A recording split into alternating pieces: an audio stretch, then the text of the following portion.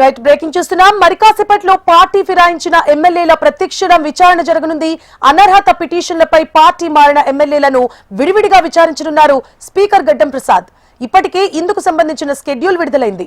ఉదయం 11 గంటలకు ప్రకాష్ గౌడ్ ను తొలుత విచారణకు రానుండగా మధ్యాహ్నం 12 గంటలకు కాళీ యాదయ్య, మధ్యాహ్నం 1 గంటకు మహిపాల్ రెడ్డి, మధ్యాహ్నం 3 గంటలకు బండ్ల కృష్ణమోహన్ లను విచారిస్తారు. పిటిషనర్లతో పాటు ప్రతివాదులు, వారి న్యాయవాదులు స్పీకర్ ముందు విచారణకు హాజరవుతారు.